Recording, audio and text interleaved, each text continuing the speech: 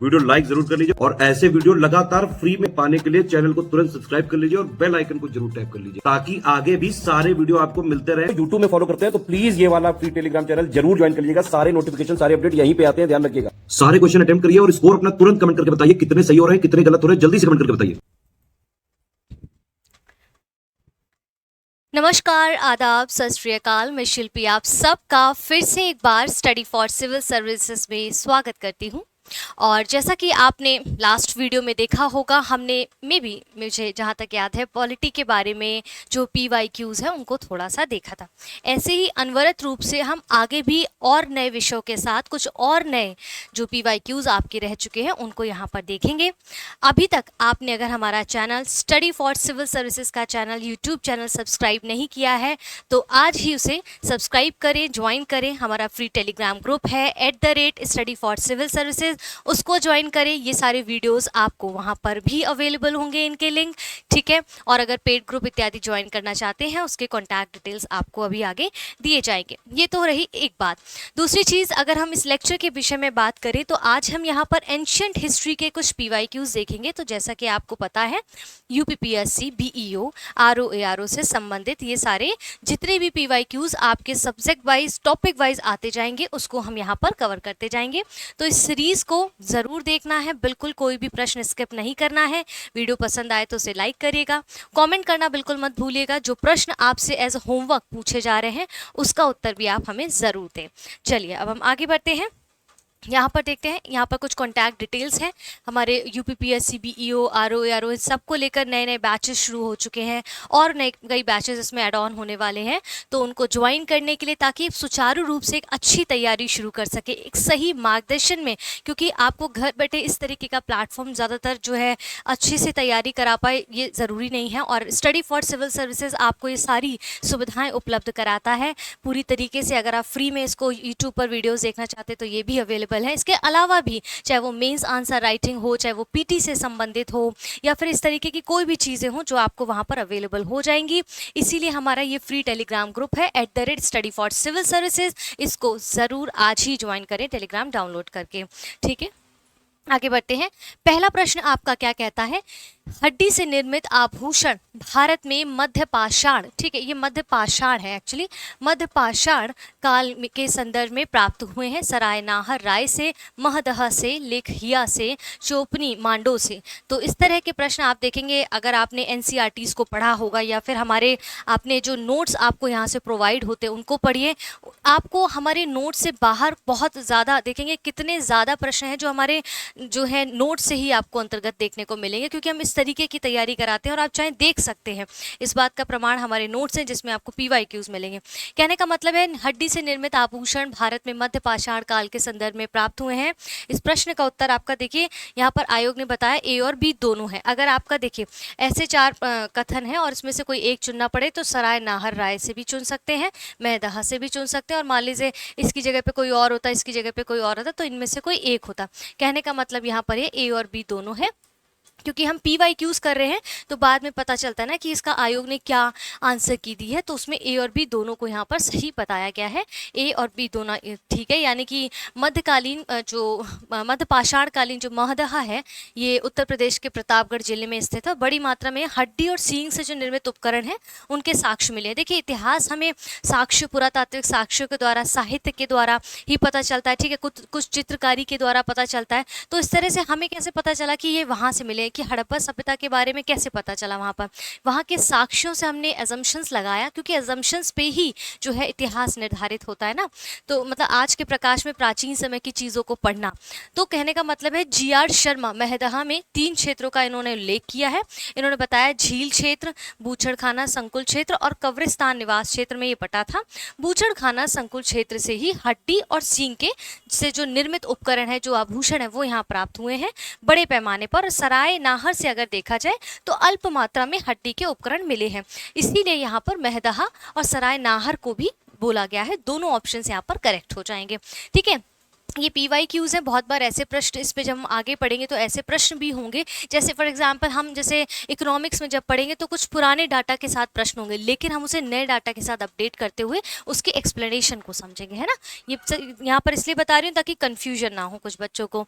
आगे बढ़ते हैं। निम्नलिखित मध्य पाषाण कालीन स्थलों की भौगोलिक दृष्टि से पश्चिम से पूर्व के क्रम में इन्हें व्यवस्थित करना है। जैसे पैसरा, लेखिया, वीर भानपुर, महदहा, तो इनका हमें पश्चिम से पूर्व की ओर जो है एक स्थान के रूप में इसको जो है स्थानित करना है। तो इस प्रश्न का उत्तर आप देखेंगे ऑप्शन सी होगा। देखिए ऐसे, जैसे पहले आपका महदहा आ जाएगा, फिर आपका लेखिया आ जाएगा, ठीक है, फिर आपका पैसरा आ जाएगा, फिर आपका वीरभानपुर आ जाएगा। तो ये आपका क्रम होगा भौगोलिक दृष्टि से मध्य पाषाणकालीन स्थलों का पश्चिम से पूर्व की ओर।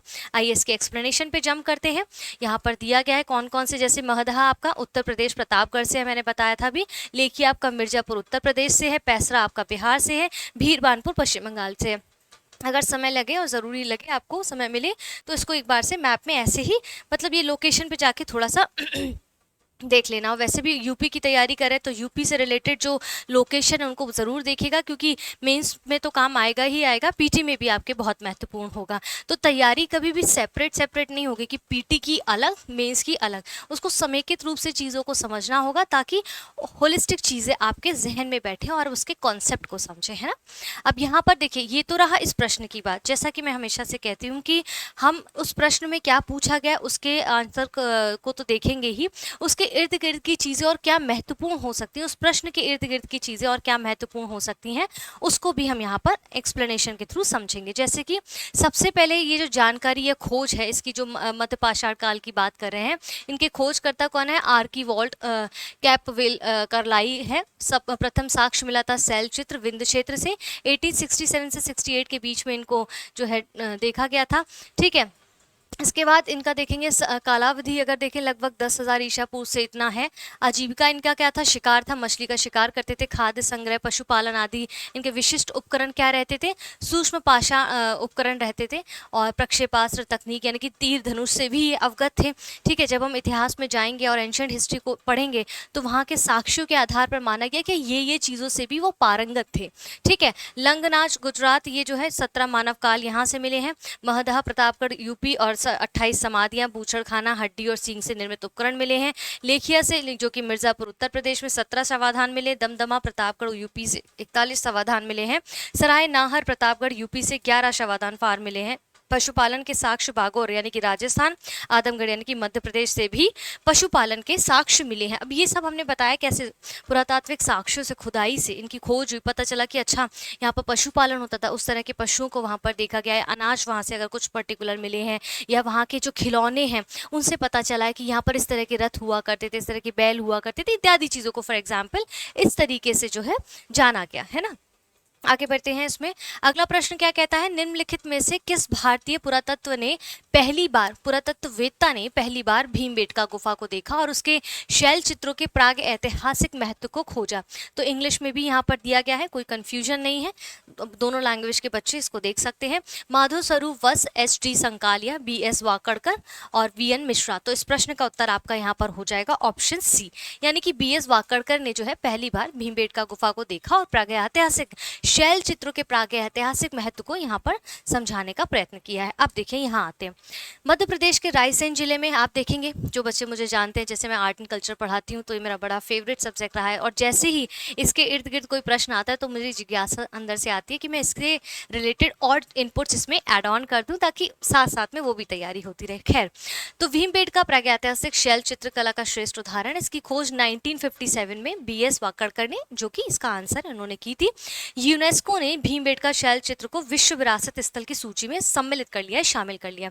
अब आप स्क्रीन पर यहाँ पर देख रहे होंगे, जैसे कुछ लोग युद्ध पे बैठे हुए, जैसे घोड़े पे या किसी प्रकार के ऐसे आते हैं कि घोड़े पे बैठे हुए हैं, किसी जानवर पे बैठे हैं, भाला पकड़े हुए, और इस तरह से युद्ध का प्रतीक कहीं ना कहीं झलक रहा है इन पूरी क्रियाकलापों में। कभी युद्ध कर रहे हैं, कभी दो लोग सेना में हैं, इस तरीके की चीज़ें। तो कहीं ना कहीं ये चित्रों के माध्यम से आप आज भी उस भीमबेटका की गुफा में कभी मौका मिले जाइएगा। नहीं जा पा रहे हैं तो इसे यूट्यूब पर सर्च करिए और उसमें देखिए भीमबेटका की गुफा में किस तरह से चित्रकारी की गई है। अपने इतिहास को जानिए, अपनी संस्कृति को जानिए और देखिए कि कितनी खूबसूरत है। और ये जो चित्रकारी है, आप यकीन नहीं करेंगे, 35,000 साल पुरानी लगभग है। तो आज भी उसके साक्ष्य भीमबेटका की गुफा में इस तरह से उकरे हुए मिलते हैं। और इनको देखकर, क्योंकि उस वक्त की लिपि तो पढ़ी नहीं जा सकी है, लेकिन अब इनकी क्रियाकलाप को देखकर ऐसा तो नहीं लग रहा है कि चूल्हे पे खाना बना रहे हैं, साफ महसूस हो रहा है कि वो युद्ध की स्थिति में दिखाई दे रहे हैं। तो इसलिए एजम्पशन लगाया कि उस समय की जो शैल चित्रकला है वो कितनी भव्य होती थी, कितनी टिकाऊ होती थी, जिसके साक्ष्य आज भी हमारे समक्ष उपस्थित हैं और आगे भी ये कंटिन्यू रहने वाले हैं। ठीक है, अगला प्रश्न है, सूची 1 को सूची 2 से सुमेलित कीजिए और सूचियों के नीचे दिए गए कूट से सही उत्तर चुनना है। पहली सूची ये है, दूसरी सूची आपकी ये है। ठीक है, कलर का चेंज कर देती हूँ पेन का मैं यहाँ पर। हड़प्पा, जैसे इसमें बता रहे हैं कि किस किस की खोज जो है, किस किस जो है यहाँ पर उन्होंने की है। हड़प्पा जैसे NG Majumdar, Hastinapur John Marshall, Takshashila Dayaram Sahni, Kaushambi BB लाल। तो इस प्रश्न का उत्तर आपका यहाँ पर क्या हो जाएगा, ऑप्शन सी होगा। देखिए कैसे, देखिए यहाँ पर हड़प्पा की जो खोज है वो ये कह रहे हैं कि दयाराम साहनी ने की है, हस्तिनापुर की यहाँ पर खोज BB लाल ने की है, और इसका तक्षशिला की खोज जॉन मार्शल 1930 से 34 के बीच में की गई है, और इसके बाद लास्ट है कौशाम्बी, इनकी खोज NG मजूमदार ने की है। तो इस प्रश्न का उत्तर आपका ऑप्शन क्या हो जाएगा, सी हो जाएगा। यहाँ तक स्पष्ट है, ये चीजें हमने देखी प्रश्न के अनुसार कि इस प्रश्न का उत्तर और सही क्रम क्या होगा। अब इसमें दो चीजें और हैं कि जैसे अब ऐसा तो नहीं है कि PYQ में जो आया इज इट इज पूछ लेंगे, घुमा फिरा के पूछ सकते हैं, हो सकते हैं उसके इर्द गिर्द की चीज से पूछ लें। तो हमारा दायित्व बनता है कि जो एक्सप्लेनेशन है उसमें भी हम कुछ क्वेश्चंस को इजाद करें, समझें कि अगर इससे क्वेश्चन आ सकता है तो हम कैसे टैकल करेंगे। फॉर एग्जाम्पल जैसे कालीबंगा, ठीक है, कालीबंगा यहाँ पर होगा, ये लुइगी पियो टेस सी टोरी ने, चनुदड़ो का NG मजूमदार ने, मोहनजोदाड़ो की अगर हम खोज की बात करें तो रखालाल दास बनर्जी ने, इसके बाद है लोथल की SR राव ने, बनावली की RS विष्ट ने, धौलावीरे की JP जोशी ने, रोपड़ की यज्ञदत्त शर्मा ने। तो यहाँ पर एक्सप्लेनेशन के प्रश्न के इतर की अगर हम बात करें तो यहाँ पर ये दिया गया है, आगे भी आपको ऐसे ही प्रश्नों में मिलेगा। क्या यहाँ तक किसी चीज़ को समझने में आपको समस्या उत्पन्न हुई है तो कमेंट कर दीजिएगा, लेकिन पहले समझने का प्रयास करिएगा। ठीक है, यहाँ पर टेस्ट वो नहीं चल रहा है तो समझने का प्रयास करिएगा। सिंधु घाटी की सभ्यता के किस पुरास्थल से नाव के चित्र या फिर मॉडल प्राप्त हुए। अच्छा, इसका मतलब पता चला है कि सिंधु घाटी सभ्यता में इस तरह की भी चीजें थी। हड़प्पा, कोट दीजी, कालीबंगा और रोपड़, धौलावीरा और भगत्राव और मोहनजोदाड़ो और लोथल। इस प्रश्न का उत्तर देख लेते हैं क्या होगा। यहाँ पर इस प्रश्न का उत्तर होगा ऑप्शन डी। ठीक है, ऑप्शन डी होगा, मोहनजोदाड़ो और लोथल से जो है पुरास्थल के ये जो है नाव के चित्र या फिर मॉडल प्राप्त हुए। आइए इनके एक्सप्लेनेशन पर चलते हैं। देखिए यहाँ पर अब मैंने ये उत्तर हमें जो है मिल गया। ठीक है, अब इस उत्तर के अतिरिक्त अगर हम बात करें जैसे कि मोहनजोदाड़ो की, तो अब यहाँ पर मोहनजोदाड़ो के बारे में बात की गई है तो हमारी रिस्पॉन्सिबिलिटी बनती है यहाँ पर मोहनजोदाड़ो लोथल के बारे में बात की गई तो हमारी रिस्पॉन्सिबिलिटी बनती है कि अब इनसे संबंधित कुछ चीज़ें जो हैं हम यहाँ पर देख लें। ठीक है, जैसे कि आप देखेंगे, हाँ चलिए देखिए, मोहनजोदाड़ो में देखिए क्या है कि इसका मतलब क्या होता है, मृतकों का टीला। मोहनजोदाड़ो का मतलब क्या है, मीनिंग क्या है, मृतकों का टीला। ठीक है, इसका अन्य नाम क्या है, सिंध का बाग। ठीक है, अब इसके प्रमुख साक्ष्य क्या क्या प्राप्त हुए हैं, कहाँ से कैसे क्या है उसको समझते हैं। बृहद स्नानागार, बहुत बड़ा एक स्नानागार आप देखेंगे सिंधु घाटी सभ्यता में, आप पढ़ेंगे सबसे बड़े साक्ष्य के रूप में आज भी आप देखते हैं, है ना। तो वहाँ से आपको बृहद स्नानागार के साक्ष्य मिलते। कैसे पता चला स्नानागार है वो, बाथरूम है मतलब, है ना, कुंड, क्योंकि वो कुंड इस तरीके से बना है, उस पर नीचे जाती हुई सीढ़ियाँ हैं, तो ऐसा असम्पशन लगाया गया कि या तो ये कई एग्जाम्पशंस हैं, या तो ये फिर हवन या फिर किसी पूजा पाठ के लिए रहा होगा, या फिर इसे स्नानागार के रूप में इसलिए बताएगा क्योंकि कई तरीके की सीढ़ी और कुंड नीचे बनाया गया ताकि वहां पर स्नान, पानी स्टोरेज करके स्नान किया जा सके। कुछ इस तरह की एक्सप्लेनेशंस हैं। ठीक है, सबसे ज़्यादा उल्लेखनीय स्मारक है ये, तत्कालीन विश्व का एक आश्चर्यजनक निर्माण, जॉन मार्शल का कथन है ये। पुजारी योगी की मूर्ति मिली है। अब यहाँ पर देखिए एक चीज़ और मैं आपको बता देती हूँ, हालांकि भी ज़रूरत नहीं, फिर भी इसको समझ लीजिए क्या होता है, जब आप मेंस में करेंगे तो आपको मदद मिलेगी। अब यहाँ पर पुजारी योगी की मूर्ति मिली है, आपको वो नेक्स्ट वीडियो में अगर मौका मिला तो दिखाती हूँ मैं। तो उसमें क्या हुआ, अब हमें ये कैसे पता चला कि ये जो एक मूर्ति मिली है ये पुजारी की ही है, समझिएगा। जैसे कि आज के समय में हमारे लिए पेन की परिभाषा ये है कि आप देख पा रहे हैं, पेन की परिभाषा ये है। ठीक है, अब प्राचीन समय से कोई ऐसा साक्ष्य मिला है जो हूबहू ये दिखता है, तो हमें तो वर्तमान में ये पता है कि ये पेन होता है। तो हूबहू कोई चीज़ प्राचीन समय से वर्तमान में खोजी गई तो वो ऐसी ही दिखती है, तो हमने ये मान लिया कि ये भी पेन ही होगा, भले इसका इस्तेमाल कुछ भी होता हो, कुछ भी करते हो, लेकिन हमने मान लिया ये पेन है। सेम इसी तरह यहाँ पर एक योगी की मूर्ति मिली जिसे हमने माना कि पुजारी का ही स्वरूप है, ऐसे ही वस्त्रों को धारण करना, बड़ी बड़ी आंखें, या जिस तरह का उसका वस्त्र धारण करने का जो तरीका था वो एक योगी को प्रदर्शित करता है, इसीलिए उसको पुरोहित या योगी के रूप में माना गया। पशुपति शिव का मुहर अंकन मिलता है, यहाँ पर मानते पशुपति ईश्वर पशुपतिनाथ की मूर्ति को जो है पूजन होता होगा, इस तरह से इन्होंने देखा। मुहर पर नाव का चित्र मिला है, सीप निर्मित पैमाना मिला, सूती कपड़ा विशाल अन्नागार मिला है, हाथी का कपाल खंड मिला है, तो हाथी से भी मतलब ये जानते थे, इनके इर्द गिर्द थे। 3 बंदरों वाला मनका मिला है, घोड़े के दांत, नर्तकी की कांस्य मूर्ति। अब नर्तकी की कांस्य मूर्ति के बारे में एक चीज़ और बता दूं, यहाँ पर जो है लॉस्ट वैक्स कुछ करके एक टेक्निक होती है, ठीक है, लॉस्ट वैक्स टेक्निक होती है, समथिंग इसको यही बोलते हैं। तो उसके थ्रू कैसे नर्तकी की, सोचिए उस वक्त कांसे की नर्तकी की मूर्ति को कैसे सांचा होगा, कैसे ढाला होगा। कभी अपन आर्ट एंड कल्चर पढ़ेंगे, ये मौका मिलेगा तो आपको ज़रूर उसमें पढ़ाएंगे, फिलहाल के लिए सस्पेंस रहने देते हैं, इतना ज़रूरी है।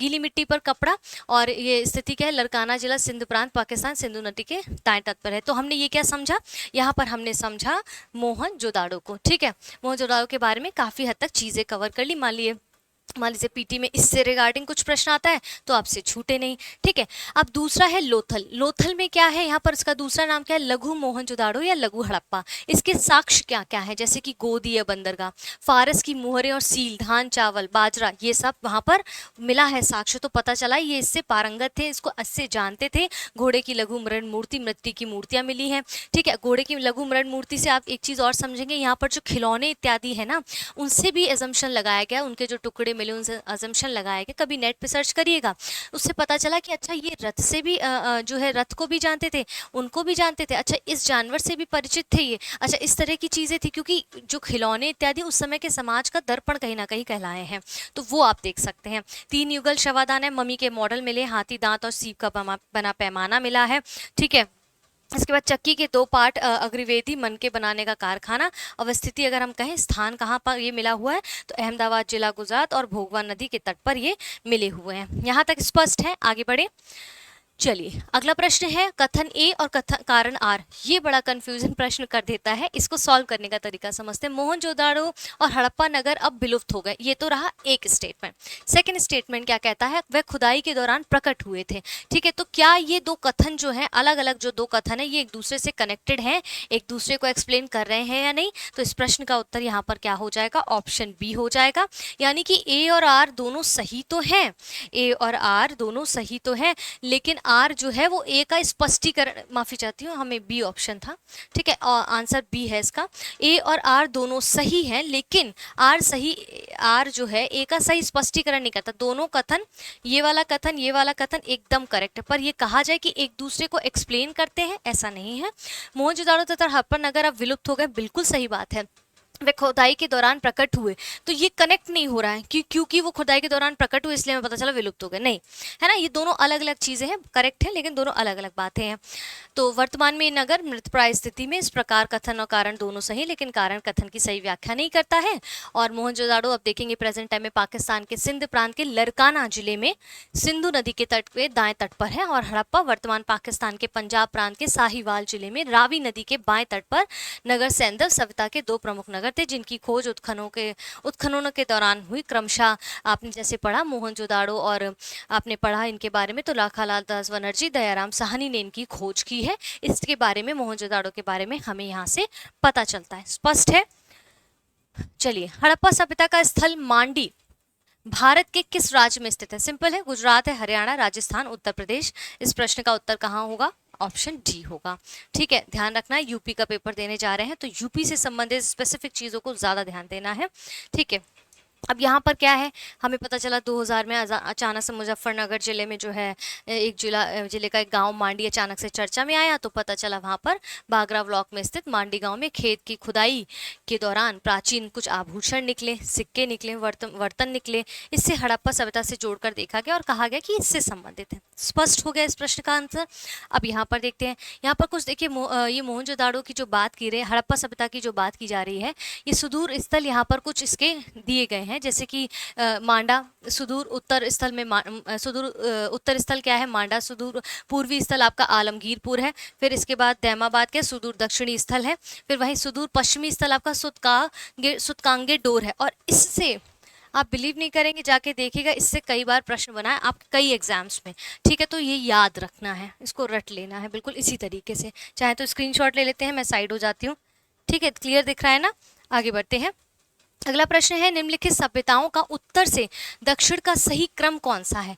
उत्तर से दक्षिण का सही क्रम कौन सा है, माया, एजटेक और मुइस्का, इंका। तो इनका उत्तर से दक्षिण की ओर का सही क्रम बताना है। इस प्रश्न का उत्तर आपका हो जाएगा यहाँ पर ऑप्शन डी होगा, यानी कि एजटेक, माया, मुइस्का, इंका। इस प्रश्न का उत्तर क्या हो जाएगा। ये भी अपनी सभ्यताएं हैं जो उत्तर से दक्षिण में या अन्य देशों की सभ्यताओं के बारे में कह रहे हैं। जैसे एजटेक सभ्यता का जो विस्तार है ना, वो मेसो अमेरिका के उत्तरी भाग में था। ठीक है, इसके अंतर्गत मध्य से दक्षिणी मैक्सिको से लेकर Belize, Guatemala, El Salvador, Honduras, Nicaragua और उत्तरी कोस्टारिका तक के क्षेत्र शामिल थे। वहीं एस्टेक सभ्यता का विस्तार आप देखेंगे मैक्सिको में, माया सभ्यता का विस्तार मेसो अमेरिका के दक्षिणी भाग में और दक्षिणी मैक्सिको से लेकर ग्वाटेमाला, उत्तरी बेलिज, अल सल्वाडोर, होंडुरास और पश्चिमी भाग तक था। इसके अलावा जो मुइस्का सभ्यता की बात कर रहे हैं, ध्यान दीजिएगा, दक्षिणी अमेरिका महाद्वीप के कोलंबिया है। ठीक है, कोलंबिया के पूर्वी भाग में विस्तृत है। जबकि इंका सभ्यता, एक जो इंका सभ्यता है, उसका विस्तार दक्षिणी अमेरिका के पश्चिमी भाग में उत्तर के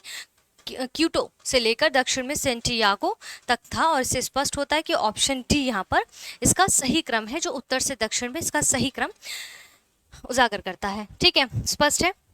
आगे बढ़ते हैं, ऋग्वेद की बात की जाए। ऋग्वेद क्या होते हैं। अब हमने हड़प्पा सभ्यता इत्यादि को वहां से समझते हुए अब हम आगे की ओर बढ़ रहे हैं, है ना।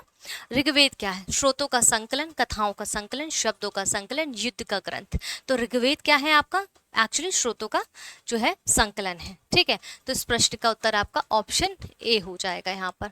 क्लियर है, आगे बढ़ते हैं। अब यहाँ पर कुछ चीजें जो दी गई ऋग्वेद से संबंधित हैं, जो आपके ये तो एक्सप्लेनेशन को समझाएगा, इसको थोड़ा देख लेते हैं। जैसे ऋग्वेद में श्रोत और प्रार्थनाएं हैं, इसमें से कुल कितना क्या कैसे है, 1028 सूक्त है इसमें और 1552 इसमें 10,552 रचनाएं और मंत्र श्लोक है। यजुर्वेद में 4 वेद है, ऋग्वेद, यजुर्वेद, सामवेद, अथर्ववेद। ठीक है, इसको हाईलाइट कर देती हूँ। तो जैसे ऋग्वेद में ये देखा, यजुर्वेद में आप देखेंगे श्रोत और कर्मकांड वर्णित है। पूछा जाता है ऑप्शन कभी कभी मैच द फॉलोइंग देकर भी पूछ लेते कि कौन से ऋग्वेद, किस ऋग्वेद में किस चीज के बारे में बात की गई है। यजुर्वेद श्रोत और कर्मकांड से संबंधित है। सामवेद के पद आप देखेंगे ये रूप में, यानी कि संगीत में श्रोत है, जिनको उद्गाता पुरोहित का गाता कहा जाता है। और अथर्ववेद की अगर बात करें, इसके कुल 20 अध्याय और 730 सूक्तों में तंत्र मंत्र और वशीकरण के संदर्भ में बात की गई है। इसके साक्ष्य दिए गए अथर्ववेद में, याद रहेगा। आइए अब हम आगे बढ़ते हैं, यहाँ पर देखते हैं। यहाँ पर ऋग्वेद के बारे में और होलिस्टिक चीजें यहाँ पर मैंने इसको ऐड किया है ताकि आप और बेहतर तरीके से समझ सके। जैसे वैदिक साहित्य में प्राचीनतम ग्रंथ, स्रोत और प्रार्थनाओं का संकलन, कुल इसमें ये ऋग्वेद के विषय में बात यहाँ पर जो है ये बात हो रही है। कुल 10 मंडल हैं, 128 सूक्त हैं, इतने यहाँ पर मंत्र हैं, ये हमने देखा। 3 पाठ साकल जिसमें 1017 सूक्त, वालखिल्य 11 सूक्त, वाष्कल जिसमें 56 मंत्र हैं। इसका उल्लेख हम देखते हैं, शूद्र वर्ण का सबसे पहले उल्लेख 10वें मंडल में किया गया है। ये अपने आप में एक प्रश्न को समेकित किए हुए हैं, ये अपने आप में महत्वपूर्ण है। तीसरे मंडल में आप देखेंगे गायत्री मंत्र के रचनाकार है विश्वामित्र। पूछा जाता है गायत्री मंत्र किस जो है वेद से लिया गया है और किस वेद से संबंधित है, इसके रचनाकार कौन है, तो विश्वामित्र है। 9वां मंडल में 114 सूक्त है, सोम को समर्पित है ये। ठीक है, यहाँ तक समझ आ गया। एक्स्ट्रा से जो चीजें यहाँ पर बताई गई हैं उसको भी आप स्क्रीनशॉट ले लीजिए अगर चाहते हैं। अदरवाइज हमारा टेलीग्राम ग्रुप ज्वाइन करेंगे, वहां पर आपको सारे लिंक्स वीडियोस के मिल जाएंगे। @study for civil services ये हमारा टेलीग्राम ग्रुप है, अभी उसे ज्वाइन कर ले। इसके बाद यहाँ पर वेद, ब्राह्मण, अरण्यक, उपनिषद दिए गए हैं। वेद, ब्राह्मण किसमें कितने ब्राह्मण है, अरण्यक कितने, उपनिषद कितने। जैसे कि ऋग्वेद की बात करें, ठीक है, जैसे ऋग्वेद की अगर हम बात करते हैं यहाँ पर, तो इसमें ऐतरेय कोष्ठकी ब्राह्मण है, आरण्यक कितने ऐतरेय कोष्ठकी है, ठीक है, इसमें उपनिषद भी यही है। इसके बाद यजुर्वेद शतपथ और तैत्तिरीय है, इसके बृहदारण्यक तैत्तिरीय अरण्यक है, इसके बृहदा ईश कठोप उपनिषद मैत्रेयणी तैत्तिरीय कपिष्ठल है, ठीक है। इसके बाद सामवेद में पंचविश षडविश जैमिनी, ये क्या है, इनके ब्राह्मण है। छंदोग्य उपनिषद और छंदोग्य आरण्यक और इसके जैमिनी। इसके बाद उपनिषद इस छंदोग्य उपनिषद जैमिनी और कैन है। अथर्ववेद में बात करें तो ब्राह्मण इसमें गोपत है, अरण्यक इसमें नहीं है। इसके बाद मुंडक और मांडुक्य और प्रश्न इसमें क्या है, ये आपके उपनिषद है, इसको भी देख लीजिए। कभी कभी ऐसे प्रश्न पीटी में देखने को अधिकतर मिल जाते हैं, इसलिए इस व्याख्या को यहाँ पर इस प्रश्न से इतर एड ऑन किया गया है, ठीक है। अगला प्रश्न है गोपत ब्राह्मण से किससे संबंधित है, यजुर्वेद ऋग्वेद अथर्ववेद सामवेद। तो अभी हमने देखा यहाँ पर गोपत ब्राह्मण जो है किससे संबंध, गोपत ब्राह्मण आपका अथर्ववेद से संबंधित। देखिए यहाँ से एक प्रश्न मिल गया आपको, तो इस प्रश्न का उत्तर ऑप्शन सी हो जाएगा, ठीक है, ऑप्शन सी हो जाएगा। हमने देखा ब्राह्मण ग्रंथ यज्ञ उनके अनुष्ठान की विधि विधानों का संबंध जो है ऐतरेय ब्राह्मण कौशिकी यानी कि शंखायन ब्राह्मण ऋग्वेद से पंचविश और तांड्य ब्राह्मण और जैमिनी ब्राह्मण सामवेद से शतपथ ब्राह्मण यजुर्वेद से, और जबकि गोपत ब्राह्मण अथर्ववेद से संबंधित है। इसी एक्सप्लेनेशन को हमने पिछले वाले प्रश्न के अंतर्गत देखा था, ठीक है। अगला प्रश्न हमारा क्या कहता है, आइए स्क्रीन पर देखिए। ऋग्वेद में निम्नलिखित किन नदियों का उल्लेख अफगानिस्तान के साथ आर्यों का संबंध का सूचक है, अस्किनी परुषणी कुभा विपाशा श्रुतद्री। तो इस प्रश्न का उत्तर आपका हो जाएगा ऑप्शन सी हो जाएगा, ठीक है, कुभा से संबंधित है। यहाँ पे कुभा ये क्रमु से संबंधित है। आइए इस प्रश्न को यहाँ पर समझते हैं। ऋग्वेद में कुछ उल्लिखित कुभा यानी कि काबुल, उसका प्राचीन नाम हम देख सकते हैं, अभी देखेंगे हम। कुमु यानी कि कुर्रम, गोमती यानी कि गोमल और सुवास्तु यानी कि स्वात नदियां अफगानिस्तान में बहती हैं, ये याद रखना है, ठीक है। कहाँ बहती हैं, इन नदियों के उल्लेख से स्पष्ट होता है कि आर्यों का अफगानिस्तान के साथ कुछ तो घनिष्ठ संबंध रहा था। अब यहाँ पर हमने उसी से संबंधित जो नदियां हैं उनके प्रेजेंट टाइम में क्या नाम है वो दे दिए गए हैं, और उनका प्राचीन अन्य नाम क्या है ये दे दिया गया, क्योंकि कई बार मैच द फॉलोइंग में आपसे ऐसे प्रश्न पूछ लेते हैं और हमें नहीं पता होता है। अगर इसमें से एक दो भी पता है तो भी हम सही कर ले जाते हैं, लेकिन उन एक दो को पता करने के लिए भी हमें पढ़ना पड़ेगा, है ना। अब देखिए यहाँ पर सरस्वती सबसे पवित्र नदी, इसको पहले क्या कहते थे, किस नाम से जानते थे, नदी तमा, देवी तमा, माते तमा। सिंधु सबसे ज्यादा बार उल्लेख हुआ है ये नदी का, हिरण्य नाम हुआ करता था इनका। चिनाब जो जिसका नाम प्रेजेंट टाइम में, वो उस नदी का नाम क्या था, अस्किनी। व्यास नदी का पहले क्या नाम था, विपासा। रावी नदी का परुषणी, झेलम नदी को वितस्ता। सतलुज नदी जो आज प्रेजेंट टाइम में नाम है उसका प्राचीन नाम अन्य नाम क्या है, शुतुद्री। घग्गर, हर्षदती, ठीक है, गंडक, सदानीरा। तो ये आपको याद कर लेना, ये काफ़ी इंपॉर्टेंट है, इसको 5 स्टार कर देती हूँ, क्योंकि इससे भी मैच द फॉलोइंग में जैसा कि मैंने कहा प्रश्न बनते हैं। तो इन सब चीज़ों को थोड़ा सा देखते हुए हमें आगे बढ़ना है। आपने देख लिया, समझ लिया, कोई डाउट है तो पूछ सकते हैं। आगे बढ़ते हैं। वैदिक देवता इंद्र के विषय में निम्नलिखित कथनों पर विचार कीजिए और नीचे दिए गए कूट से सही उत्तर चुनिए। झंझावात के देवता थे, पापियों को दंड देते थे, नैतिक व्यवस्था के संरक्षक थे, वर्षा के देवता थे। तो वैदिक देवता इंद्र के विषय में यहाँ पूछ रहे हैं। कूट है 1 और 2 सही है, 2 और 4 सही है, 1 और 3 सही है, 1 और 4 सही। इस प्रश्न का उत्तर आपका क्या हो जाएगा, ऑप्शन डी होगा, 1 और 4 ही सही है। झंझावत के देवता थे, वर्षा के देवता थे, इसलिए कहते हैं वैदिक देवता इंद्र के विषय में ये झंझावत के देवता माने जाते हैं, वर्षा के देवता माने जाते हैं। और एक्सप्लेनेशन से समझते हैं। प्रतापी देवता के रूप में इन्हें कहा गया, जिसे 250 सूक्त समर्पित है। और ऋग्वैदिक काल में सबसे ज्यादा लोकप्रिय देवता भी इंद्र देवता रहे हैं। इंद्र को आर्यों का युद्ध नेता या वर्षा आंधी तूफान का देवता माना जाता है। इंद्र को वृत्तासुर हंता यानी कि वृत्तासुर नामक राक्षस का वध करने वाला तरीके से इंगित किया है। पुरवित यानी कि किला को भेदने वाला, सोमापा यानी कि सोम का अत्यधिक पान करने वाला, शतकृति यानी कि 100 शक्तियों का स्वामी, इन सब नामों से भी इंद्र को इंगित किया गया है। और नैतिक व्यवस्था का संरक्षक वरुण को कहा गया है। इसके अतिरिक्त कुछ मंत्रों में पापियों को दंड देने के लिए इंद्र और सोम से प्रार्थना की गई है, और इसीलिए इंद्र पापियों को दंड भी देते थे। लेकिन प्रश्न विकल्प में 1, 2, 4 ना होने के कारण ऑप्शन डी है। तो यानी कि अगर ऐसा भी चीजें यहाँ पर ऑप्शन दिए होते 1, 2, 4 तो भी यहाँ पर कर सकते थे। 1, 2, 4 भी करेक्ट है, लेकिन यहाँ पर ऑप्शन नहीं थे, इसलिए पहला और चौथा यहाँ पर एकदम इसको एक्यूरेट आंसर देता है, इसलिए करेक्ट हो जाता है। ठीक है, अगला प्रश्न है यहाँ पर, भारतीय प्रतीक पर उत्कीर्ण सत्यमेव जयते लिया गया है ऋग्वेद से, भगवत गीता से, मुंडोक उपनिषद से, मत्स्य से, पुराण थे। इस प्रश्न का उत्तर हो जाएगा आपका मुंडोक उपनिषद से। ठीक है, प्रश्न का उत्तर क्या होगा? सत्यमेव जयते जो प्रतीक है वो आपका मुंडोक उपनिषद से लिया गया है। एक्सप्लेनेशन से समझते, सत्य की विजय ही होती है। सत्यमेव जयते, सत्य की विजय होती है, भारत के राज्य चिन्ह पर अंकित है। आपने हमेशा इसको ऐसे देखा होगा। ठीक है, आगे बढ़ते हैं। शत सहस्त्री संहिता उपनाम निम्नलिखित में से किस ग्रंथ का है? ऋग्वेद, अथर्ववेद, रामायण, महाभारत। शत सहस्त्री संहिता उपनाम किसका है? तो आपका ये महाभारत का है। ठीक है, याद रहेगा। ऑप्शन डी शत सहस्त्री यानी कि महाभारत का नाम उपनाम है ये। और यहाँ पर भी दिया गया, इसके प्रारंभिक रचना काल में 8800 श्लोक थे। इसे जय संहिता के नाम से भी जाना जाता है। महाभारत का दूसरा संस्करण भारत था, जिसमें श्लोकों की संख्या 24,000 थी। और प्रेजेंट टाइम में महाभारत में 1,00,000 श्लोक प्राप्त हैं। ध्यान रखना है, इसका अंतिम संस्करण है जिसे शत सहस्त्री संहिता या फिर महाभारत कहा जाता है। तो अगर इस नाम से भी कुछ आपको बोला जाए तो कंफ्यूज नहीं होना है, ये उसका ही एक तरीके से उपनाम है। ठीक है, आगे बढ़ते हैं। अगला प्रश्न क्या कहता है? सूची 1 को सूची 2 से सुमेलित कीजिए। सूचियों के नीचे दिए गए कूट का प्रयोग करके सही उत्तर चुनना है, सूची 1 और सूची 2 से। ठीक है, जैसे सिंधु घाटी सभ्यता चारागाह, उत्तर वैदिक समाज जमींदारी, ऋग्वैदिक समाज कृषक, मध्यकाल नगरीय। आइए इस प्रश्न का उत्तर देखते हैं। इस प्रश्न का उत्तर है ऑप्शन डी। इसको मैच करते हैं। सिंधु घाटी सभ्यता नगरीय सभ्यता थी, उत्तर वैदिक समाज आपका कृषक समाज था, ऋग्वैदिक समाज आपका चारागाह था, मध्यकाल आपका जो है जमींदारी था। ठीक है, तो यहाँ पर भी आपको यही स्पष्ट तौर पर समझाने का प्रयत्न किया गया है। ये रहा आपका सही मिलान उसका। अगले प्रश्न पे चलते हैं। बुद्ध के जीवन की किस घटना को, अब देखिए बौद्धिक उसमें हम आ गए हैं। बुद्ध के जीवन की किस घटना को महाभिनिष्क्रमण, बहुत इंपॉर्टेंट टर्म है ये, महाभिनिष्क्रमण के रूप में जाना जाता है? उनका महापरिनिर्वाण, उनका जन्म, उनका गृह त्याग, उनका प्रबोधन। इस प्रश्न का उत्तर है ऑप्शन सी। उनका गृह त्याग को जो है महाभिनिष्क्रमण की घटना के रूप में जाना जाता है, गृह त्याग को।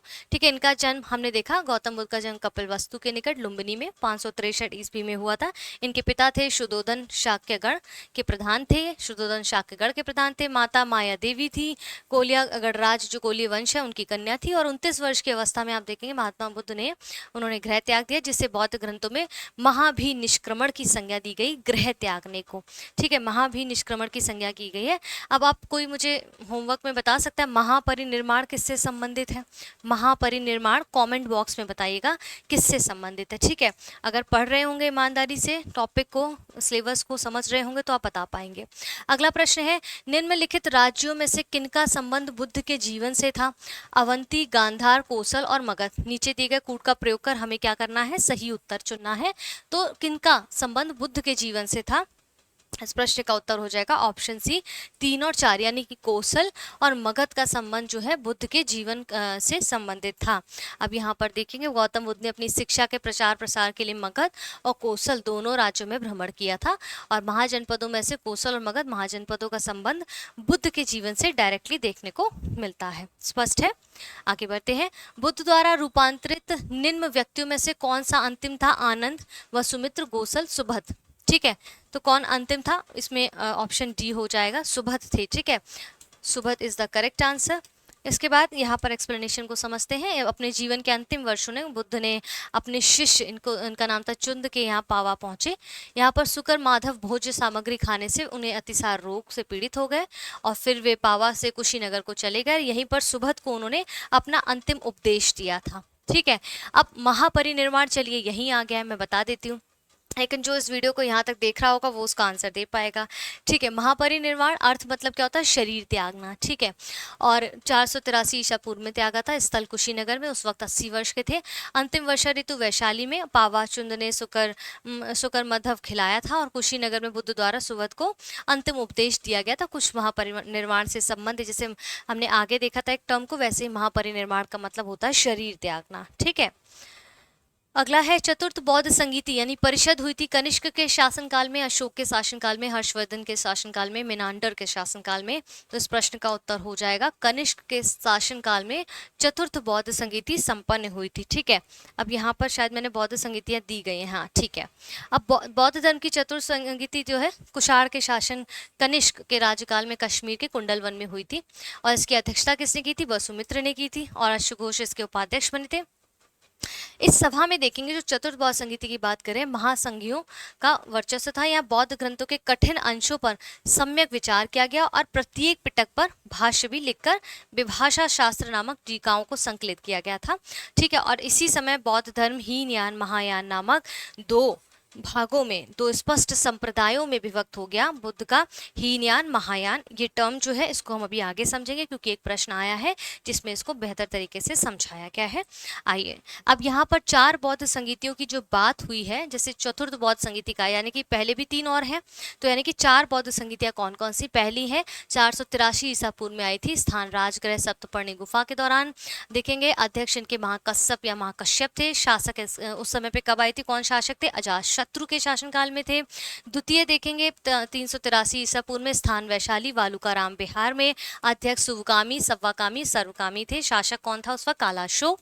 तृतीय था 247 ईसा पूर्व, स्थान पाटलिपुत्र अशोक राम बिहार में। अध्यक्ष मोगलीपुत्र तिस्सके और शासक अशोक थे। चतुर्थ बौद्ध संगीति वर्ष ईसा के प्रथम शताब्दी, स्थान कुंडलवन कश्मीर में। उपाध्यक्ष अश्वघोष के और शासक उस वक्त थे कौन? कनिष्क। यही हमने देखा, उस प्रश्न का उत्तर था कनिष्क के शासनकाल में चतुर्थ बौद्ध संगीति संपन्न हुई थी। और क्या क्या चीजें थी हमने पढ़ा, तो ये अलग से आपको चीजें एड ऑन करके दी गई हैं ताकि इससे भी प्रश्न बनने की संभावनाएं होती हैं। वर्ष पूछ लेते हैं, कभी कभी किसके शासनकाल में कौन सी संगीति बौद्ध संगीति हुई है वो पूछ लेते हैं। ठीक है, तो ये ध्यान रखना है, याद करिएगा इसको। आगे बढ़ते हैं। निम्नलिखित कथनों पर विचार करना है। बुद्ध में देवत्वारोपण, बोधिसत्व के पद पर चलना, मूर्ति उपासना, अनुष्ठान, उपरोक्त में से कौन सी विशेषताएं महायान बौद्ध मत की है? अभी हमने पढ़ा था ना, हीनयान और महायान दो संप्रदायों में विभक्त हो गया था, केवल एक और दो, केवल दो और तीन, एक दो और तीन। तो इस प्रश्न का उत्तर यहाँ पर क्या हो जाएगा? तीनों कथन ठीक है, यानी कि पहला तो मूर्ति उपासना, अनुष्ठान, महायान। ठीक है, अब जैसे अभी समझेंगे इसको। बोधिसत्व के पद पर चलना, युद्ध में देवत्व परायण की रोपण की बात की गई है, महायान बौद्ध मत का कहना है ऐसा। ठीक है, यहाँ पर हमने देखा, शायद मैंने इसमें दिया गया। अब हीनयान महायान के बारे में भी पढ़ लेंगे। हिंदू धर्म के प्रभाव में बुद्ध में देवत्व के आरोपण के साथ ही अनुष्ठान और मूर्ति पूजा महायान की मुख्य पद्धति बन गई। इससे पता चलता है कि महायान में मूर्ति पूजा का प्रचलन देखने को मिलने लगा था। किस कारण से? यहाँ पर हिंदू धर्म के कुछ प्रभाव के कारण। ठीक है, अब यहाँ पर देखेंगे, अब यहाँ पर हीनयान और महायान के थोड़े से डिफरेंस को समझ लेते हैं, जो पीटी के साथ साथ आपके मेंस में भी कहीं कहीं काम आएगा। जैसे शाब्दिक अर्थ हीनयान का क्या है? निम्न मार्ग की बात करता है। महात्मा बुद्ध एक महापुरुष के, हीनयान महापुरुष के रूप में इनको जो है महात्मा बुद्ध को प्रदर्शित किया गया है। व्यक्तिवादी धर्म, प्रत्येक व्यक्ति को अपने प्रयत्नों से ही मोक्ष प्राप्त करना चाहिए, ये इनका एक तरीके से स्टेटमेंट है, इनका मानना है हीनयान संप्रदाय का। मूर्ति पूजा और भक्ति में अविश्वास रखते थे पूरी तरह से हीनयान वाले। ठीक है, अब यही चीज इसमें अपोजिट दिखेगी यहाँ पर। भिक्षु जीवन का समर्थक करते थे। आदर्श अरहत पद प्राप्त करना प्रमुख संप्रदाय कौन से थे इनके? वैभाषिक। इसमें भी दो संप्रदाय थे, वैभाषिक और सौत्रांतिक। ठीक है, अब इसके बाद यहाँ पर है महायान। तो शाब्दिक अर्थ क्या? उत्कृष्ट मार्ग की बात करते थे। मान्यता महात्मा बुद्ध देवता के रूप में मानते थे, इसीलिए अब महायान में आपको मूर्ति पूजा मिलेगी। ठीक है, परोपकार एवं पर सेवा पर बल का उद्देश्य देते थे, और ये देते थे प्रत्येक व्यक्ति को अपने प्रयत्नों से ही मोक्ष प्राप्त करना चाहिए। जबकि महायान कहता था परोपकार और परस्पर सेवा पर बल ही देना इनका उद्देश्य था। समस्त मानव जाति का कल्याण और मूर्ति पूजा में विश्वास। महायान सरल और सर्वसाधारण के लिए सुलभ सिद्धांत, भिक्षु के साथ साथ सामान्य उपासकों का भी महत्व यहाँ पर दर्शाते हैं। आदर्श क्या है इनका? बोधिसत्व। प्रमुख संप्रदाय इसमें कौन कौन से थे? शून्यवाद, माध्यमिक, विज्ञानवाद, योगाचार। बहुत इंपॉर्टेंट है, इसको देख लीजिए। ऐसे ही डिफरेंसेस के साथ में पीटी में प्रश्न पूछे जाते हैं जो आपको यहाँ पर दिए गए हैं, इसको समझ लीजिए। कोई समस्या हो तो पूछ लीजिएगा, समस्या होनी नहीं चाहिए। फिर भी 2-3 बार इसको जब पढ़ेंगे फास्ट मूवमेंट करके, फास्ट फॉरवर्ड करके पढ़िए इसको, लेकिन स्किप मत करिएगा, है ना। आगे बढ़ते हैं। अगला प्रश्न है, सूची 1 को सूची 2 से सुमेलित कीजिए तथा सूची 1 के नीचे दिए गए कूट का सही उत्तर चुनिए। यहाँ पर कुछ चिन्ह दिए गए हैं और यहाँ पर सूची उनके चिन्ह के अर्थ क्या है, दैट मीन्स साइन है यहाँ पर, और उनके मीनिंग क्या है। जैसे बर्थ बोधि वृक्ष, ठीक है, बोधि ट्री से संबंधित दिखाया गया। प्रथम प्रवचन धर्मचक्र प्रवर्तन, महाबोधि घोड़े, त्याग कमल। अच्छा, ये माफी चाहती हूँ, ये ना मुझे लगता है कि ये चिन्ह ये हैं आपके, ठीक है, और इनका अर्थ ये है, कोई बात नहीं। चिन्ह बोधि वृक्ष के सामने जन्म दिया गया, धर्म चक्र प्रवर्तन को प्रथम प्रवचन के बारे में बताया गया, घोड़े को इन्होंने महाबोधि से बोला है, कमल को इन्होंने त्याग से। आइए देखते हैं इसका प्रश्न का उत्तर करेक्ट क्या होगा। इस प्रश्न का उत्तर ऑप्शन डी यहाँ पर करेक्ट होगा। जैसे कि आप देखेंगे जो जन्म है वो आपके कमल को इंगित, कमल जो है वो जन्म को इंगित करता है। प्रथम प्रवचन आपका बोधि वृक्ष आपके प्रथम प्रवचन को इंगित करता है। हाँ, एम आई राइट? ठीक है। इसके बाद आप देखेंगे महाबोधि, यहाँ पर देखिए सही दिया गया है इसको, ठीक है। जन्म आपका कमल जो है वो जन्म को इंगित करता है। धर्म चक्र प्रवर्तन आपका प्रथम प्रवचन को इंगित करता है। बोधि वृक्ष आपका महाबोधि को, और घोड़ा जो है किसका ये चिन्ह किस चीज़ के लिए अर्थ निकालता है, गृह त्याग को, ठीक है। यही चीज़ यहाँ पर आपको दी गई है, यहाँ पर और स्पष्ट हो जा रही है, तो यहाँ आप ये देख सकते हैं, ठीक है। इस पर कोई डाउट हो तो पूछ लेना, हालांकि ये एकदम करेक्ट यहाँ पर दिया गया है।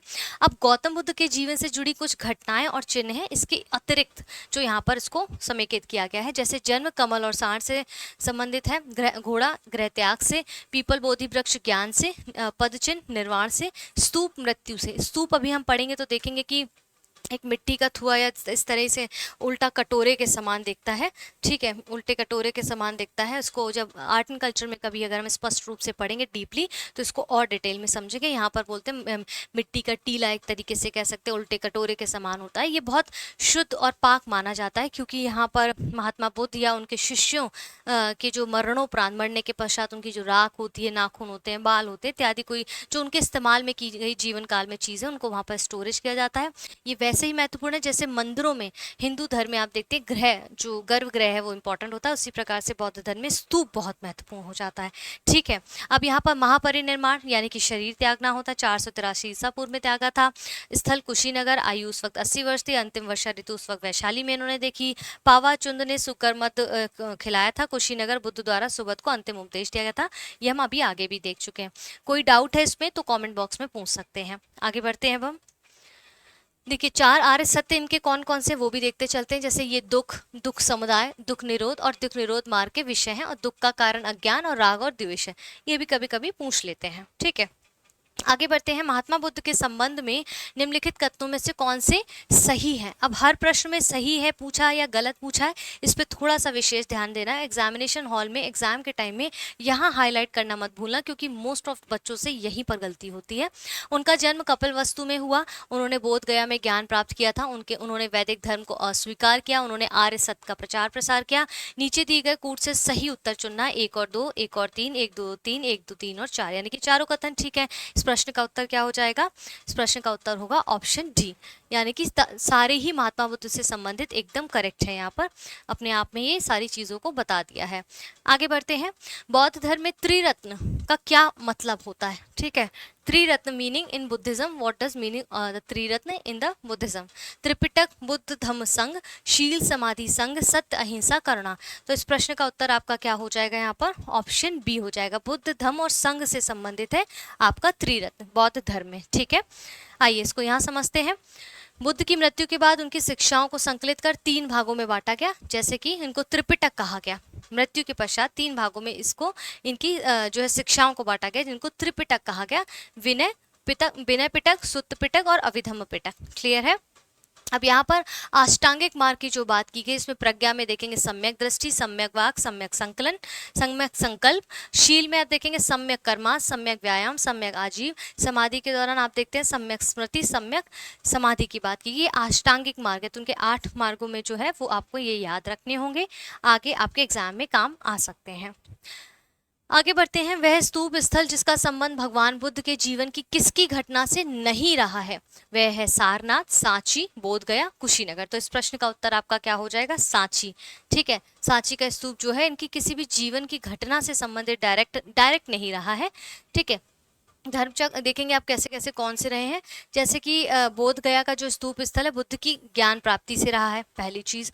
दूसरी चीज सारनाथ धर्मचक्र प्रवर्तन से रहा है। कुशीनगर या कुशीनारा बुद्ध की मृत्यु से संबंधित रहा है, जबकि सांची बुद्ध के जीवन की किसी विशेष घटना से संबंधित नहीं रहा है। ठीक है, अब निम्नलिखित अगला प्रश्न है, निम्नलिखित स्तूपों का सही तैथिक क्रम कालानुक्रम यानी कि आप देखें क्रोनोलॉजिकल जो ऑर्डर है वो हमें बताना है। जैसे भरुच, सांची, अमरावती, धमेक स्तूप, ये 4 स्तूप दिए गए हैं, इनका सही काल क्रम के अनुसार सही क्रम क्या होगा? तो यहाँ पर आप देखेंगे जो भरुच और सांची के स्तूप की स्थापना मौर्य शासक अशोक के शासनकाल में हुई, वहीं धमेक स्तूप की संरचना का निर्माण अशोक के शासनकाल में हुआ, जिसे गुप्त काल में प्रतिस्थापित किया गया। प्रेजेंट टाइम में स्तूप बना है ये। ठीक है, वर्तमान स्तूप है। अमरावती स्तूप का निर्माण सातवाहन के समय में हुआ था। भरुच, सांची, धमेक स्तूप के निर्माण का क्रम निर्धारित करना संभव नहीं है, क्योंकि मोस्टली आप देखेंगे एक ही के मोस्टली शासनकाल में इनको बनाया गया, तो आगे पीछे का क्रम बताना इस तरीके से थोड़ा मुश्किल हो जाता है। इसलिए इस एक्सप्लेनेशन को समझ लीजिए, इस प्रश्न से ज़्यादा महत्वपूर्ण आपके लिए ये है, यहाँ पर इसको समझें और इस तरह से ही इस व्याख्या को व्याख्यायित किया गया है एग्जाम वहाँ पर आयोग के द्वारा भी, तो ये इस तरीके से है। ठीक है, अब यहाँ पर ये भरुच स्तूप के कुछ साक्ष्य दिए गए हैं। ये भरुच स्तूप का कुछ हिस्सा है जो मैंने इंडिविजुअली या पर्सनली इसको कलकत्ता के जो म्यूजियम है उसमें देखा था। बहुत भव्य है ये, आज भी इसको जो रखा गया, इसकी ओरिजिनलिटी आज भी इसकी उस इतिहास के बारे में, उस इतिहास की सच्चाई को उजागर करती है। बहुत खूबसूरत है। ठीक है, ये आपका सांची का स्तूप है जो मैंने देखा, वहाँ पर आपका MP में है, रायसेन जिले में बना हुआ है। और यहाँ पर आप देखेंगे कि ये जो सांची का स्तूप है, जब आपने अगर मेरी आर्ट एंड कल्चर की कभी क्लासेस देखी होंगी या देखेंगे अभी, तो आप देखेंगे यहाँ पर सबसे पहले लाफिंग बुद्धा के साक्ष्य हमें सांची के स्तूप से ही देखने को मिलते हैं। ठीक है, laughing Buddha, actually laughing Buddha इनका नाम कैसे पड़ा? जापान से आए थे लाफिंग बुद्धा, इनका नाम होते ही था, जापान से जब ये आए थे तो इनका नाम होते ही था। और महात्मा बुद्ध से मिले, इन्होंने इनकी शिक्षाएं ग्रहण की, उनकी चीज़ों को ग्रहण किया और इन्होंने एक उद्देश्य लिया अपने जीवन का कि जब भी कहीं, लाफिंग बुद्धा इनका नाम कैसे पड़ा, कि जब भी कहीं ये जाएंगे लोगों को हंसाएंगे, उनको खुश रहने के लिए प्रेरित करेंगे। और फिर इसी के बाद उनका नाम धीरे धीरे लोगों में पड़ने लगा लाफिंग बुद्धा, इसलिए इनका नाम लाफिंग बुद्धा पड़ा। और सांची के स्तूप में आपको सबसे पहले लाफिंग बुद्धा के साक्ष्य देखने को मिलते हैं, ये याद रखिएगा, आपको जनरली नहीं मिलेगा। ये भरत स्तूप आपका ये जो है आपका यूपी में आपको देखने को मिलता है।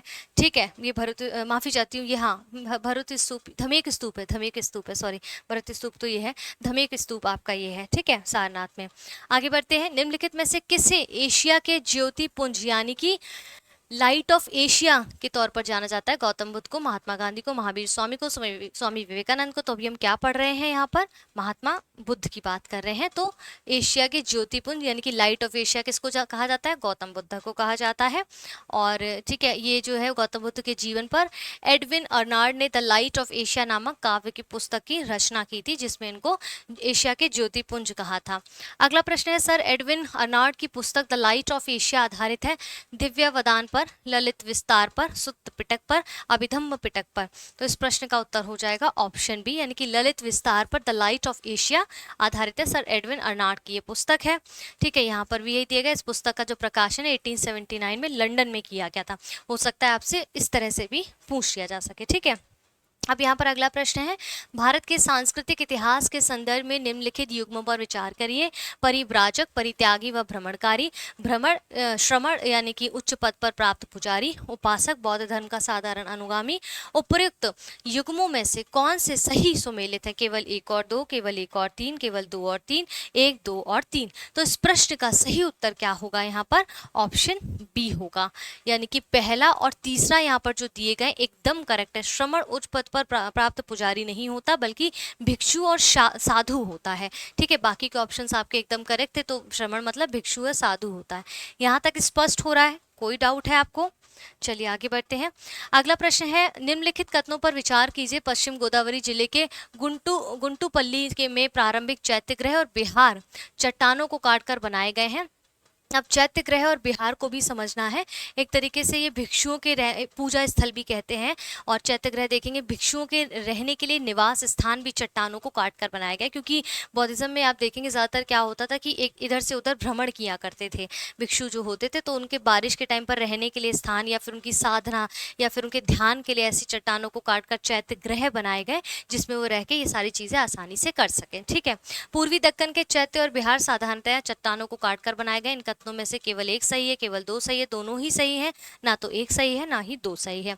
तो इस प्रश्न का उत्तर है यहाँ पर दोनों ही कथन हमारे एकदम करेक्ट हो जाते हैं। क्लियर है? यहाँ देख लेते हैं, गुंटूपल्ली में चट्टानों को काटकर प्रारंभिक चैत्र विहारों का निर्माण किया गया। प्रश्न काल में गुंटूपल्ली आंध्र प्रदेश के पश्चिमी गोदावरी जिले में स्थित था, इसीलिए प्रेजेंट टाइम में ये एरुल जिले का एक भाग है। ठीक है, कथन एक सही है। पूर्वी दक्कन के चैत्य और बिहार सामान्य चट्टानों को काटकर बनाए गए, इसलिए कथन दो भी सही है। इसलिए इस प्रश्न का उत्तर ऑप्शन सी है, जिसमें दोनों ही कथन पूरी तरह से करेक्ट हो जाते हैं। अगला प्रश्न हमारा क्या कहता है? अगला प्रश्न हमारा यहाँ पर है कि उत्तर प्रदेश की संस्कृति का एक ऐतिहासिक पूर्व काल है, इसमें निम्नलिखित में से ये शायद प्रश्न आपसे मैंने पूछा है। ओके, ये प्रश्न जो दो है ना, ये होमवर्क के तौर पर है आपके। तो पहला प्रश्न आज का होमवर्क में क्या है? उत्तर प्रदेश की संस्कृति का एक ऐतिहासिक पूर्व काल है, इसमें निम्नलिखित में से कौन सम्मिलित है? बुद्ध, राम, नवाब, महाराज। नीचे दिए गए कूट से सही उत्तर का चयन करना है। ऑप्शंस आपके दिए गए हैं, ध्यान से देख लीजिए। इसका उत्तर आपको करना है, वीडियो पॉज करके इसका आंसर करिए, कॉमेंट बॉक्स में बताइए, फिर कल की वीडियो में इसको एक्सप्लेन कर दिया जाएगा। दूसरा है, निम्नलिखित में से सिंधु सभ्यता से संबंधित कौन से केंद्र उत्तर प्रदेश में स्थित है? नीचे दिए गए कूट में सही उत्तर का चयन कीजिए। कालीबंगा, लोथल, आलमगीरपुर, हुलास। ऑप्शंस आपके ये रहे और इस प्रश्न का उत्तर बताइएगा। इससे पहले कि हम आगे अपने इस लेक्चर को समाप्त करें, यहाँ पर मैं एक चीज़ और एड ऑन कर देना चाहती हूँ। वापस हम जाते हैं, जो आपको याद है कि कल मैंने कुछ प्रश्न पूछे थे, उसमें से उन प्रश्नों के उत्तर को हम यहाँ पर देख लेते हैं, क्योंकि जो लास्ट वीडियो हम करेंगे उसका आने वाले वीडियोज़ में हम जो है उसका आंसर डिस्कस कर लिया करेंगे, आंसर को देख लिया करेंगे। तो यहाँ पर हम देखने वाले हैं कि जो पॉलिटी में हमने प्रश्न किए थे, आपको याद होंगे, जिसने देखे होंगे इसको, इस वीडियो को, वो समझ गए होंगे मैं क्या बात कर रही हूँ। तो लास्ट में मैंने एक या दो या तीन क्वेश्चन आपको होमवर्क में दिए थे, जिसके आंसर अब हम यहाँ पर देख लेते हैं। ठीक है, देखिए ये प्रश्न थे। माफ़ी चाहती हूँ, एक सेकेंड रुकिएगा ज़रा, क्योंकि ऑलरेडी एक फाइल खुली है, दैट्स वाई। यहाँ पर देखिए लिखा है कि विश्व, यही प्रश्न था, आप देखेंगे अगर आपने उस वीडियो को देखा है तो आप समझ पाएंगे। पहला प्रश्न था होमवर्क में लास्ट वीडियो का, विश्व प्रेस स्वतंत्रता दिवस 2024 की थीम क्या है? A press for freedom writing the future, journalism and democracy fighting fake news, media for truth है, और gardening against miss information, a press for the planet, journalism in the face of environment crisis. तो इस प्रश्न का आपका उत्तर यहाँ पर जो है हो जाएगा a press for the planet, journalism and the face of environmental crisis. ठीक है, अब इसके बाद यहाँ पर अगला प्रश्न आपका है, 3 मई 2024 को अंतर्राष्ट्रीय सूर्य दिवस इंटरनेशनल संडे के अवसर नवीन एवं नवीकरणीय ऊर्जा मंत्रालय ने रन फॉर सन मैराथन का आयोजन किस स्थान पर किया था? तो वो option B, Jawaharlal Nehru stadium New Delhi में किया था। इसके बाद है 21 मई 2024 को यात्रा एवं पर्यटन विकास सूचकांक 2024 किस संगठन द्वारा जारी किया गया था? तो ये आपका विश्व आर्थिक मंच के द्वारा यहाँ पर किया गया था। ठीक है, क्लियर है? यहाँ पर कोई डाउट हो तो आप बता सकते हैं कमेंट बॉक्स में। मेरे ख्याल से यहाँ पर विश्व आर्थिक मंच के द्वारा ही था, एक बार क्रॉस चेक भी कर लेना है। ठीक है, यहाँ तक से है। ठीक है, तो आज के इस वीडियो को हम यहाँ पर समाप्त करते हैं। कुछ डाउट हो या हो सकता है कुछ अगर आंसर क्लियर नहीं हो तो आप कमेंट बॉक्स में करिएगा, मैं क्रॉस चेक भी कर लूँगी। और फिलहाल के लिए आज की इस वीडियो को यहाँ समाप्त करते हैं। कल आएंगे एक और नई वीडियो के साथ, या जब भी ये वीडियो अपलोड होगी, और उसमें हम किसी और विषय के साथ और PYQs के साथ उपलब्ध होंगे। इसी तरह से निरंतर हमारे साथ बने रहने के लिए अगर अभी तक आपने हमारा YouTube चैनल यानी स्टडी फॉर सिविल सर्विसेज का YouTube चैनल सब्सक्राइब नहीं किया है तो प्लीज़ उसे सब्सक्राइब करें, वीडियोज़ को लाइक करें, वीडियोज़ पे कॉमेंट ज़रूर करें और अपने दोस्तों के साथ या जिनको इनकी ज़रूरत है उस पर इसको शेयर करें। निरंतर हमारे साथ बने रहें। जय हिंद, जय भारत।